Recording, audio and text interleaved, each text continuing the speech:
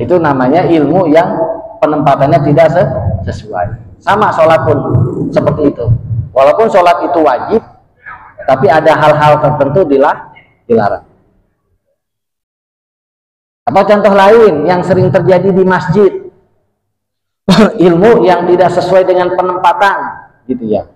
Ilmu yang tidak sesuai dengan tempatnya. Pada saat sholat berjamaah, biasanya di masjid atau di mushola apa dulu?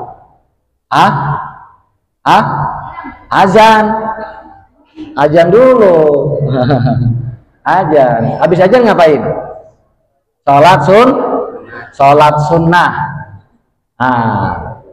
Sholat sunnah. Menurut ilmu fikih, kajian ilmu fikih Islam, untuk hak azan itu berada penuh di tangan seorang muazin, orang yang azan. Dia tuh yang punya hak penuh. Misalkan Isya jam berapa? Jam 7:05. Muazin di masjid sini udah ada orangnya. Ustadz siapa misalkan gitu ya. Ditunjuk sebagai muazin. Itu pada saat tiba masuknya waktu azan waktu sholat, seorang muazin lah yang punya hak untuk apa? Mengumandangkan azan. Paham ya? Paham. Nah, itu ilmu untuk muazin. Hak sepenuhnya azan itu ada di tangan muazin. Kalau hak qomat yang punya hak untuk menyuruh mengumandangkan qomat itu adalah haknya imam. Yang punya hak nyuruh untuk qomat siapa? Imam. Kalau muazin enggak. Muazin haknya cuma di azan doang. Kalaulah imam udah ada, ya, kemudian imam itu udah nyuruh qomat, dah qomat, gitu ya. Paham ya? Dah qomat, nyuruh muazin buat qomat. Imamnya udah ada. Nah, maka oleh sebab itu sang muazin harus segera qomat. Kenapa? Karena hak qomat itu ada di tangan imam. Ini yang sering terjadi enggak? Imam udah nyuruh qomat, muazin malah apa? Nolak. Entar dulu, masih ada yang sholat. Paham ya? Nah, itu sebetulnya haknya imam gitu. Nah, kalaulah ilmu itu diterapkan oleh muazin menolak perintah imam, ntar masih ada yang sholat sunnah, berarti ilmunya tidak ditempatkan sesuai pada tempatnya gitu. Udah biarin aja yang sholat sunnah, makan imamnya udah ada. Kan yang punya hak untuk nyuruh qomat kan imam. Gitu. Itu namanya mendapatkan ilmu pada tempatnya. Paham ya? Nah, gitu. Nah, jadi kalaulah terjadi seperti itu, berarti hak imam tidak dipenuhi. Kalau imam sudah ada dan nyuruh qomat, ya hendaknya sang muazin mengumandangkan qomat. Jangan pedulikan orang yang lagi sholat sunnah, karena itu hak ada di tangan imam.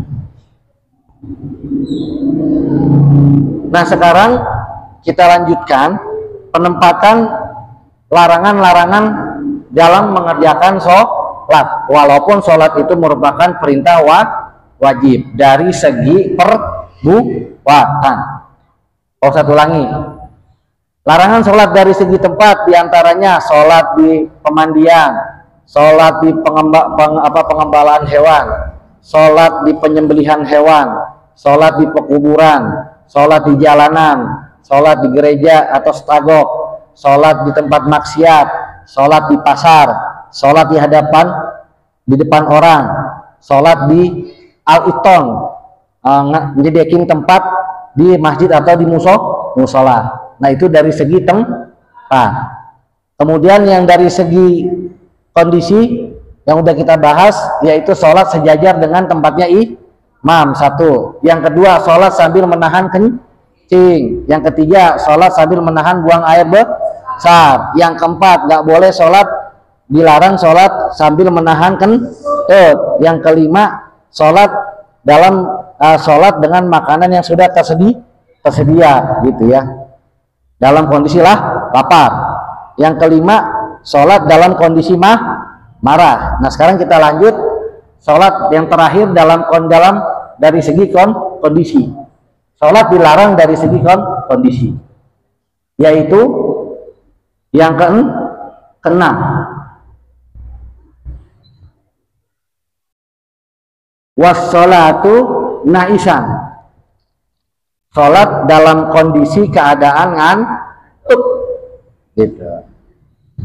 Allahu Akbar, angop mulu sih, belum baca Fatihah baru Allahu Akbar kabira. Nah itu nggak boleh, dilarang sholat dalam kondisi ngantuk. Makanya kalau ngantuk berat itu sholat hendaknya ditunda, tidur dulu gitu. Misalkan kalian habis begadang nih, habis begadang, kemudian sholat ketika kalian begadang belum tidur tuh, karena jadi panitia 17-an misalkan gitu ya, ngurusin apa, lomba malam begadang, pagi terus ngurusin apa untuk lomba 17-an, sehingga selesai juhur belum apa, belum tidur, wah mata ngantuk banget, kepala pusing gitu ya, karena belum tidur, kurang tidur.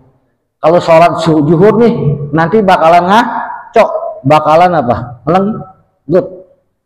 Nah makanya kalaulah seperti itu dilarang untuk mengerjakan sholat. Ngantuk berat udah tidur dulu, minta titip sama emak, mak ini juhur udah masuk nih, saya mau sholat cuma mata ngantuk banget nih, nggak kuat, nanti apa takut ngaco nih sholatnya, malah apa, malah pules gitu ya, lagi baca Fatihah berdiri pules gitu, karena memang sudah saking ngantuknya. Nah makanya pesan sama emak, tidur dulu mak, ntar jam 2-an atau setengah 3 bangunin, baru ngerjain sholat apa, johor, kan waktunya masih ada, belum masuk waktu asar, paham ya gitu. Jadi apa, tidur dulu tapi mesen sama emak, jangan kagak mesen. Kalau nggak mesen nanti jadi apa, kebablasan, bangunnya ke sorean. Mending bangunnya sore atau bangunnya subuh gitu ya. Sholat dalam kondisi ngantuk dilarang. Dah terakhir itu, yaitu sholat dilarang dalam kondisi ngantuk.